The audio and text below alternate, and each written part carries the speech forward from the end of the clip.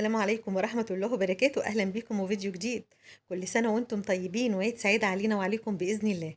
أنا الفيديو ده بصراحة كنت المفروض إن أنا أنزله من الصبح، بس أنا نزلت النهاردة. رحت اشتريت شوية حاجات للتلاجة على لزوم العيد وكده. انتوا عارفين طبعا بتوع الخضار وبتوع الفراخ وكده بيبقوا قافلين واخدين أجازة في العيد. وطبعا في العيد هبقى مش عارفة هعمل أكل إيه، وطبعا وخلاف الرنجة يعني نزلت كمان جبت رنجة. فجبت طماطم وبطاطس وبصل ورنجة وترمس اللي هو الحلو المستورد اللي بيتعمل على طول دوت، وجبن للتلاجة ولبن وبصل وبطاطس وبتنجان وليمون والكلام ده كله، علشان برضو تبقى التلاجة عمرانة كده في العيد ان احنا نلاقي حاجة نعملها. تمام. وبعد كده انا طبعا الفيديو ده انا عاملاه من امبارح. ده انا هنا بدأت اول حاجة من الاوض. دخلت على اوضه النوم الاول. طبعا انا هنا الشغل مش هياخد مني مجهود ولا وقت، لان طبعا احنا يعني الحمد لله كلنا كنا مخلصين من بدري وعاملين حاجتنا كلها قبل رمضان، وايدينا كانت في البيت في رمضان، يعني ما كناش بنسيب الحاجة تتبهدل او تتطرب وكده، فعلشان كده الشغل بيبقى سهل علينا. وده اللي حصل طبعا معايا. انا هنا حتى بوريكم وانا بمسح الجوانتي اللي انا بعمل بيه، مفيش تراب ومفيش اي حاجة والله، يعني ما شاء الله. بمسح بيه يعني بوريه لكم، بصوا نضيف زي الفل ما فيهوش اي حاجه. والجوانتي ده بجد اختراع والله، يعني انا مش عارفه ان انا ازاي من زمان ان انا ما جبتش الجوانتي دوت واستعملته في الاخشاب وفي الازاز وفي الكلام ده. بصراحه رائع يا جماعه، اللي ما جابوش يجيبوا، وسعره هايف جدا ب10 جنيه. يعني انا حتى قلت هجيب واحد تاني ويبقى غيار مثلا ده مش نضيف استعمل دوت، او عشان ما اهلكش دوت ويتقطع اوام، لا، يبقى فيه ان انا هنا بغير او ببدل ما بين الاتنين. تمام. وطبعا بعد ما بخلص انا بغسله على طول كده بشويه مسحوق، اي مسحوق، وانشره بيبقى زي الفل وما بيحتاجش اي مجهود ولا اي حاجه. تمام. وهنا طبعا انا بدات هنا في اوضه النوم. لازم ترتبي افكارك قبل ما تدخلي الاوضه. انا داخله الاوضه هعمل اول حاجه ايه؟ اول حاجه هزعف، هنفض الشباك. بعد ما اخلص التزعيف والتزعيف والشباك، انا هكنس الاوضه، كنست الاوضه همسك بقى الخشب كله المعه من اي تراب، من اي اتربه فيه. بعد كده الازاز والمرايات المعهم. بعد كده افرش السرير وامسح الارض والكلام دوت. وبكده الاوضه ايه تبقى خلصت. لازم ابقى مرتبه اول حاجه اعمل ايه، عشان ما ادخلش وانا محتاره يعني او محتاسه بقى. ابص الاقي نفسي افكاري متشتته، مش عارفه هعمل ايه الاول وايه الاخر. فرتبي انا اول ما ادخل الاوضه انا هبدا بايه الاول. تمام. وطبعا انا والله ما جبت حاجه جديده، يعني كل دي حاجتي، ما فيش غير المفارش بتاعه التسريحه والكومودينات، هم دول اللي جداد.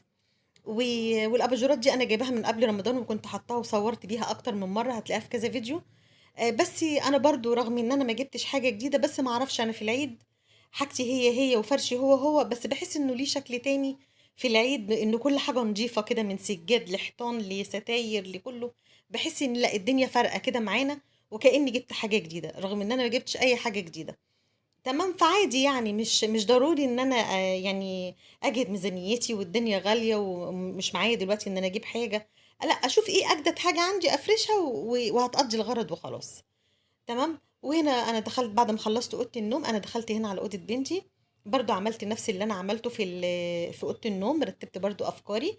اول حاجه ان انا زعفت الاوضه بعد ما خلصت التزييف. انا مسحت كنست الاوضه الاول بعد ما خلصت التزييف وتنفيض الشبابيك وكده. كنست الأوضة، وبعد ما كنست ما برضو ولمعت الأخشاب برضو والكلام ده كله. وبعد كده طبعا همسح وافرش ملاياتي وخلاص على كده، والأوضة تبقى تمام. ولو طبعا هلمع المراية مثلا في الإزاز بتاع البلكونة، إزاز شباك ألمعه برضو.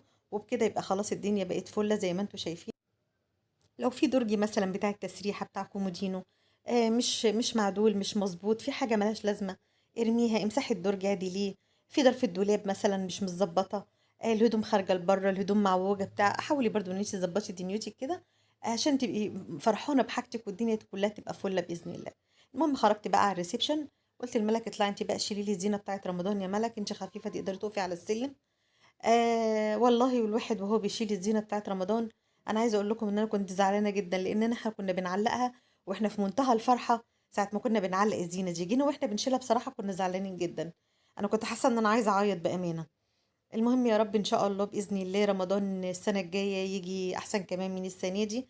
وكل سنه وانتم طيبين. والمهم انا طبعا هنا قبل ما اشيل الحاجه انا بنفضها من اي تراب، واللي عايز يتغسل بغسله. المشمع برضو لمعته من اي حاجه فيه، لمعته كويس جدا بشويه صابون كده وعلشان طبعا لما اشيله يبقى برضو متشال نضيف للسنه الجايه باذن الله. ولو عايزه اجدد بقى واجيب جديد عليه بجيب وكده. وهنا بقى بزعف برضو الريسبشن وبنفضه من اي اتربه فيه. الشباك بمسحه بميه بصابون لو محتاج. رفضت الانتريه. انا بصراحه لمعته لان هو فعلا كان محتاج ان هو يتلمع بشويه ميه وصابون وكده. وانفض الانتريه وقلت بقى ايه هنخلص بعد كده الاخشاب، وبنفس اللي انا عملته في الاوض هو اللي انا بعمله في الريسبشن، مفيش اي جديد. وكنست خلاص كده، وهنا تقريبا في الايه في الفينش الاخير. لمع بقى اخشابي بعد ما كنست. انا بحب ان انا اكنس الاول قبل ما المع الاخشاب، لان وانت بتكنسي انت طبيعي بيبقى في تراب بيجي كده على الموبيليا وعلى الحاجه. فطبعا ان انا اكنس الاول ده احسن، وبعد كده المع الاخشاب. وبعد كده بنمسح خلاص. وهنفرش سجادنا بقى. انا بصراحه بحب الحفاظات جدا. حفاظات السنة الايام دي بقت جميله، بقت احلى من السجاد كمان. في اشكال جميله جدا. حسيت ان انا خلاص مش عايزه اجيب سجاد تاني، انا ممكن افرش السجاد القديم وفوقيه اي حفاظات جديده. وبكده الريسبشن خلاص خلص. وشايفين جميل وقمر ازاي، والله وما جبت اي حاجه جديده، كلها حاجتي بس زي ما قلت لكم. الحاجه طالما نظيفه والدنيا كلها بتبرق كده حواليكي، انت بتحسي ان كانك جايبه جديد بالظبط. وكل سنه وانتم طيبين، وعيد سعيد عليكم. واللي ما خلصت بقى يلا خلاص يخلص، ما فيش اي وقت. بس اكيد طبعا كلكم خلصتم. بصوا بقى انا شطارتي، انا بعد ما خلصت كمان انا عملت صينيه كنافه، وعملتها بالفراوله وبالكريم شانتيه. وهكتب لكم طريقتها في صندوق الوصف. هي طريقتها عادي ما فيهاش اي مشكله خالص. هي صينيه نص كيلو كنافه، انا حطاه من بالليل في الفريزر. بعد كده قطعته حتت صغننه كده بالمقص او بايديكي عادي مش مشكله. وبعد كده كوبايه سمنه بحطها عليهم معلقتين سكر بودر، واقلب كله في بعضه. جبت الصينيه تيفال، حطيت فيها معلقه سمنه. وحطيت الكنافه، دكتها جامد كده بايديا جدا عشان تبقى قطعه واحده. حطيتها في الفرن، وبعد كده سقيتها بالشربات كوبايتين ونص سكر على كوبايتين ميه ونص ليمونه. وبعد ما بردت خالص زوقتها بالكريم شانتيه وبالفراوله زي ما انتم شايفين كده. ويا رب يكون الفيديو عجبكم. ولو سمحتوا يا جماعة، يعني أنا مش عارفة أقول لكم إيه. انتوا شايفين القناة صغيرة إزاي، وعدد المشتركين فيها مش كتير. وأنا نفسي أنجح، وأنا بحب القناة وبحبكم جدا، ونفسي أستمر وأفضل في القناة. فلو سمحتوا لايك واشتراك في القناة. والسلام عليكم ورحمة الله وبركاته.